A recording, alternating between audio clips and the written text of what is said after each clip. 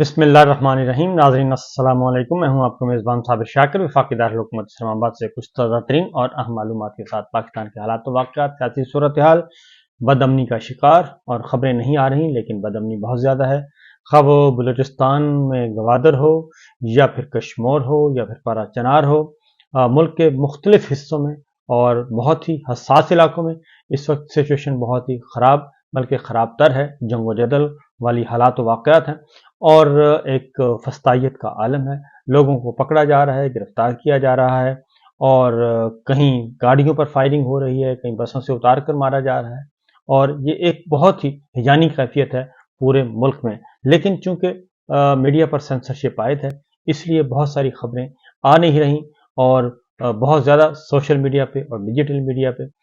यहाँ पे आपको खबरें मिल जाएंगी, लेकिन अदरवाइज खबरें बहुत ज़्यादा दबाई जा रही हैं और बाकायदा तौर पे ऑर्डर्स पास किए जाते हैं, अहकामात आते हैं कि आपने हमसे पूछे बगैर कोई खबर भी रिलीज़ नहीं करनी। तो इसलिए वो गवादर की सूरत हाल हो, बलूचिस्तान के दीगर इलाके हों या फिर कश्मीर हो, सिंध के मामलात हों, पारा चनार हो, बाजोड़ हो, यहाँ पे हालात बहुत ही ज़्यादा कशीदा। मैं इससे ज़्यादा कुछ बयान नहीं कर सकता, लेकिन बहुत ही ज़्यादा कशीदा हैं, बहुत ही ज़्यादा हालात ख़राब हैं। कल एक बलूचिस्तान में एक गाड़ी बस पे मामला हुआ, बस पे फायरिंग हुई और उसमें भी काफ़ी लोग ज़ख्मी हुए और वहाँ पे भी काफ़ी सिचुएशन टेंस है।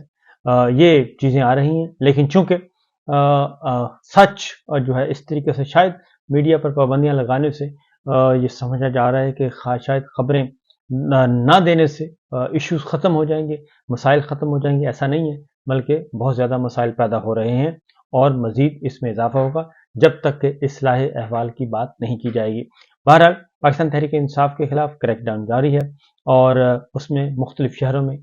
कल भी गिरफ्तारियां हुई और उसमें ख़वातीन को भी माफ़ नहीं किया जा रहा। पाकिस्तान तहरीक इंसाफ की मॉडल टाउन लिंक रोड पर एहतजाजी रैली, वहाँ से पीटीआई कारकुनान को गिरफ्तार कर लिया गया, लेकिन उसके बाद अब कारकुनान भी ज़रा थोड़े से तेज़ हो गए हैं, तो कारकुनान ने पुलिस की हिरासत से अपने साथियों को छुड़वाया। मुख्तलिफ इस वक्त चल रहे हैं लॉ एंड ऑर्डर की सिचुएशन। मिसाइल ऑयल और मिजान ऑयल और कोला नेक्स्ट के मालिक जो हैं वो बिल आखिर जुल्फ़कार साहब जो हैं वो लाहौर में अपने घर पहुंच गए हैं, उनके फैमिली ज़राए ने कहा है। और जुल्फ़कार साहब को चंद रोज़ कबल बाकायदा तौर पर अगवा कर लिया गया था। उनके मुकदमा जो है, उनकी बाजियाबी का मुकदमा जो है सिंध हाई कोर्ट से उन्होंने रिजू किया था। पहले उनको अगवा किया गया और उसके बाद फिर उनके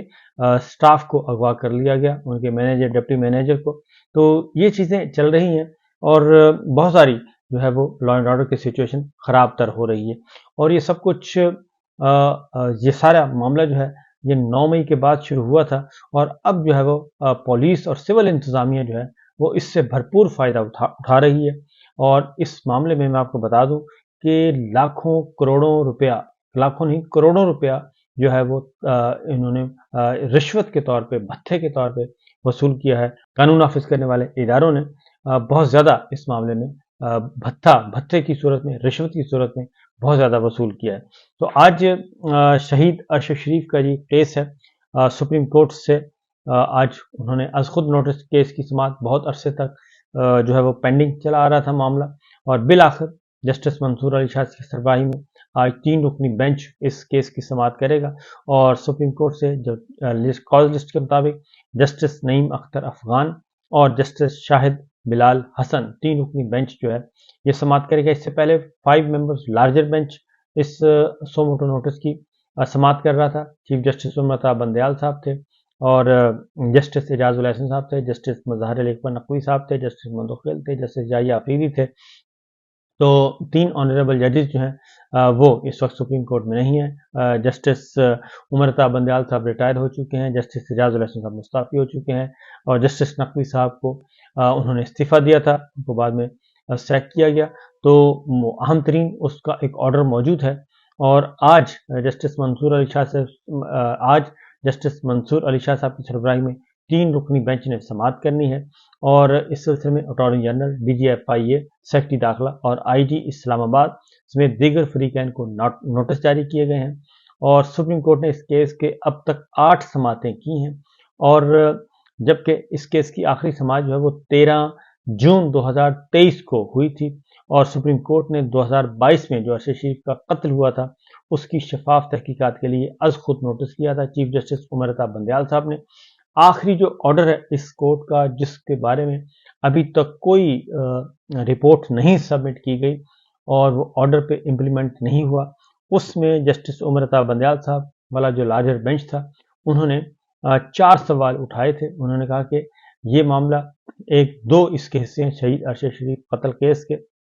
ایک ہے جہاں پہ یہ قتل ایگزیکیوٹ ہوتا ہے یعنی کہ جہاں پہ قتل کیا جاتا ہے، ایک ہے منصوبہ بندی، ایک کینیا میں ہے معاملہ اور ایک ہے پاکستان میں۔ تو 4 سوال پوچھے تھے سپریم کورٹ آف پاکستان نے۔ Number 1 supreme court of Pakistan نے یہ سوال پوچھا تھا کہ اس بات کا تعین کیا جائے کہ شہید ارشد شریف پہ کس کے حکم پر یہ کیسز جو ہے وہ جھوٹے بے بنیاد مقدمات درج کروائے تھے اور بے نامی ایف آئی آر درج کروائی تھی۔ تو اس کا سوال بہت بڑا کلیئر ہے کیونکہ شہید ارشد شریف کے خلاف جو مقدمات درج کروائے گئے اس میں میرا نام بھی شامل تھا۔ جو ابتدائی مقدمات تھے میں ملک سے باہر تھا، شہید ارشد شریف ملک سے اندر تھے، تو اس لیے یہ کوئی مشکل کام نہیں ہے، مشکل سوال نہیں ہے کہ شہید ارشد شریف کے خلاف کس کے حکم پر اور کس نے مقدمات درج کروائے، یہ باقاعدہ طور پہ ایک ٹریل موجود ہے۔ نمبر یہ اور شہید ارشد شریف بھی جانتے تھے اور یہ کیونکہ میرا نام بھی ایف آئی آر میں ہے اور اس کے بعد کچھ اور صحافیوں کے خلاف بھی، تو یہ مشکل سوال نہیں ہے۔ یہ جب بھی کورٹ آف لاء میں بات پوچھی جائے گی یا اس کے بارے میں ایک آزادانہ ماحول میں اسٹیٹمنٹس ریکارڈ کی جائیں گی تو اس کے بارے میں بہت اچھی طرح پتہ چل سکتا ہے اور اس سلسلے میں اہم جو شواہد ہیں وہ سامنے آ سکتے ہیں۔ دوسرا اس بات کا تعین کرنا تھا کہ شہید ارشد شریف کے خلاف کو دھمکیاں کون دے رہا تھا، ملک میں پاکستان میں دھمکیاں کون دے رہا تھا اور وہ کون تھے جن کی وجہ سے شہید ارشد شریف کو پاکستان چھوڑنا پڑا، کن حالات کی وجہ سے۔ اس سوال کا بھی کوئی مشکل جواب نہیں ہے۔ اس کے بارے میں بھی پتہ ہے کہ کون سے افسر دھمکیاں دے رہے تھے اور کون سے ان کے گھر میں آ کے دھمکا رہے تھے، کون ان کے دفتر میں آ کے دھمکاتے تھے اور کون ان کو ملاقات کے لیے بلاتے تھے۔ یہ بھی مشکل سوال نہیں ہے، اس کا جواب بھی موجود ہے لیکن ابھی تک سپریم کورٹ کو آگاہ نہیں کیا گیا۔ تیسرا سوال یہ تھا جو پوچھا گیا تھا، سپریم کورٹ کا حکم ہے وہ یہ تھا کہ یہ بتایا جائے کہ دبئی سے شہید ارشد شریف کا پیچھا کس نے کیا اور دبئی سے شہید ارشد شریف کو کس نے نکلوایا، کس اتھارٹی نے نکلوایا۔ اس سوال کا جواب بھی کوئی مشکل نہیں ہے، اس سوال کا جواب بھی موجود ہے۔ اور اگر جی آئی ٹی جو ہے، اسپیشل جی آئی ٹی جو ہے، اگر وہ یہ کام کرے گی اور ایف ایف ٹی کی جو فیکٹ فائنڈنگ ٹیم کی رپورٹ ہے اگر اس کو ہی دیکھ لیا جائے اور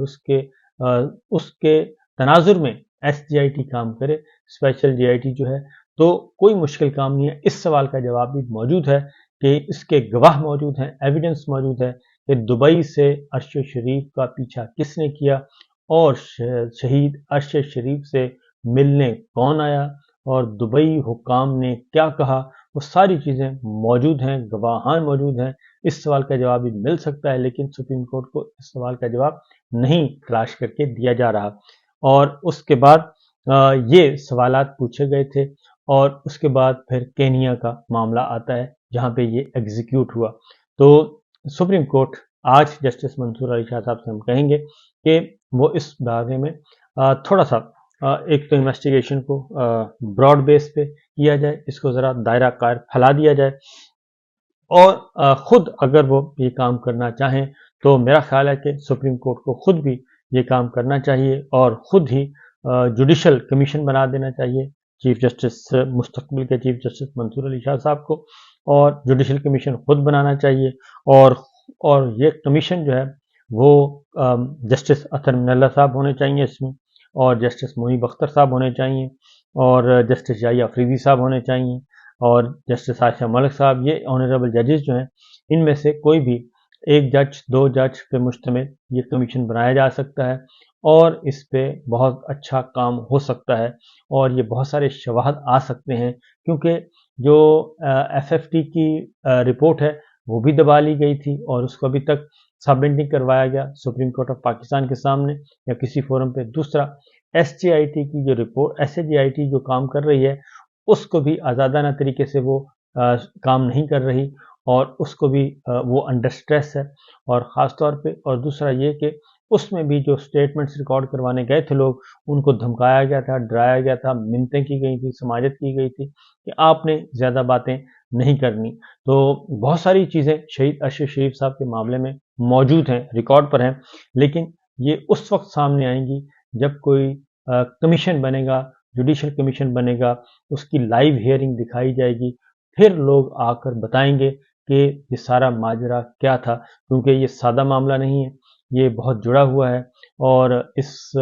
کیس کا تعلق پاکستان اور پاکستان سے باہر بہت سارے کردار ہیں اس میں، اور یہ کوئی مشکل کام نہیں ہے شہید اشرف شریف کے قاتلوں کو تلاش کرنا۔ تو اس لیے جناب یہ بہت ضروری ہے، اور اس لیے آج اس کا ہیئرنگ ہے، تو ہم ریکویسٹ کریں گے جسٹس منصور علی شاہ صاحب سے، جسٹس نعیم اختر افغان صاحب سے، جسٹس شاہد بلال حسن صاحب سے، کہ وہ ان چیزوں کو ذرا تھوڑا سا آؤٹ آف دا باکس جا کے سوچیں اور دیکھیں، اور کافی چیزیں ان کو مل جائیں گی۔ اس کے بعد آتا ہے جی بات اسد کیسر صاحب نے اور پاکستان تحریک انصاف نے یہ اعلان کیا ہے کہ 5 اگست کو پاکستان تحریک انصاف جو ہے ملک بھر میں بڑے مظاہرے کرے گی، اور 5 اگست کا دن چونکہ بہت ہی ایک بلیک ڈے ہے پاکستان کے حوالے سے، اور خاص طور پہ مقبوضہ وادی کے حوالے سے، کیونکہ اس دن کشمیر کا جو سٹیٹس ہے وہ تبدیل کر دیا گیا تھا، خود مختار اس کی خود مختار حیثیت جو ہے، انڈیپینڈنٹ حیثیت جو ہے وہ ختم کر کے آرٹیکل 370 اور 35A اس کو تبدیل کر دیا گیا تھا، اور جس کی بنیاد پہ جو ایک اس کی جداگانہ حیثیت ہے، مخصوص سٹیٹس ہے اس کا مقبوضہ وادی کا، وہ تبدیل کر دیا گیا تھا۔ 5 اگست 2019 کو یہ کام کیا گیا تھا، تو پاکستان تحریک انصاف کے چیئرمین عمران خان صاحب اس وقت وزیر اعظم تھے، انہوں نے اس پہ کافی ریزسٹ کیا اور ایک کمپین لانچ کی، لیکن اس کمپین کو پذیرائی سرکاری سطح پہ نہیں مل سکتی، ریاستی سطح پہ، اور شیریں مزاری صاحبان کو کہنا پڑا تھا کہ عمران خان صاحب کی گورنمنٹ کی جو کشمیر پالیسی ہے اس کو فارن آفس بھی سپورٹ نہیں کر رہا، تو یہ ایک بہت بڑی الارمنگ سچویشن تھی۔ تو 5 اگست کو پورے ملک میں مظاہرے کیے جائیں گے، اور 5 اگست کو ویسے بھی 5 اگست کو عمران خان صاحب کو بھی 1 سال مکمل ہو جائے گا، تو یہ 2 معاملات ہیں۔ 5 اگست کو 2 واقعات ہوئے تھے، اور عمران خان صاحب کو 1 سال پورا ہو رہا ہے، تو اس پہ بھی جو ہے وہ پاکستان تحریک انصاف احتجاج کر رہی ہے۔ تو 5 اگست 2019 کو جو کشمیر کا سٹیٹس تبدیل کیا گیا تھا اس کو بھی 5 سال پورے ہو گئے ہیں، اور عمران خان صاحب کی قید کو 1 سال پورا ہو جائے گا۔ تو یہ بہت ساری چیزیں ہیں جی جو کہ اس وقت آنے والے دنوں میں ہوں گی، اور پاکستان تحریک انصاف نے ایک بار پھر یہ کہا ہے کہ ایجنسیاں، انٹیلیجنس ادارے جو ہیں وہ 5 کی 5 انٹیلیجنس ادارے جو ہیں، عمر ایوب نے کہا ہے کہ سب یہ کام کر رہے ہیں کہ پاکستان تحریک انصاف کے لوگوں کو اٹھایا جا رہا ہے، اور نہ صرف اٹھایا جا رہا ہے بلکہ ان کے خلاف جھوٹے مقدمات قائم کیے جا رہے ہیں، ان کو لاپتہ کیا جا رہا ہے، اور یہ سلسلہ جو ہے جاری و ساری ہے۔ تو شیخ وقاص سمیت بہت سارے ساتھیوں کے خلاف مقدمات درج کیے گئے ہیں، زرتاج گل کے خلاف مقدمات درج کیے گئے ہیں، نئے مقدمات۔ تو اس لیے انہوں نے ایک بار پھر کہا ہے کہ بانی چیئرمین عمران خان نے آرمی چیف کو پیغام دیا تھا کہ موجودہ حکومت ہمیں آمنے سامنے کرنا چاہ رہی ہے، اور اس کا سارا نقصان ملک اور قوم کو ہوگا۔ مسلم لیگ نہ پاکستان کی سب سے بڑی جماعت کو افواج کے سامنے کرنا چاہتی ہے، مسلم لیگ نون پاکستان کی سب سے بڑی جماعت کو افواج کے سامنے کرنا چاہتی ہے، فی الفور الیکشن ہی ان تمام مسائل کا حل ہے۔ آج یعنی کہ وہ اگلے لائحہ عمل کا اعلان کریں گے، اور آج پاکستان تحریک انصاف کا اجلاس ہوگا جی، اور ڈی چوک پر دھرنے سمیت ہر جو ہے آپشن پہ غور کیا جائے گا۔ تو میرا خیال ہے کہ پاکستان تحریک انصاف کی جو لیڈرشپ ہے، اگر وہ عمران خان صاحب سے سنسیئر ہے تو ان کو افیکٹولی کام کرنا چاہیے اور ایگریسولی کرنا چاہیے، کیونکہ یہ جو لاتوں کے بھوت ہیں وہ باتوں سے ماننے والے نہیں ہیں، اور خاص طور پہ جو الیکشن چور، مینڈیٹ چور جو اس وقت رجیم بیٹھی ہے وہ تو کوئی اور زبان سمجھتی ہی نہیں ہے۔ تو انشاءاللہ باقی خبریں اگلے ولاگ میں، اجازت دیجیے، اللہ حافظ۔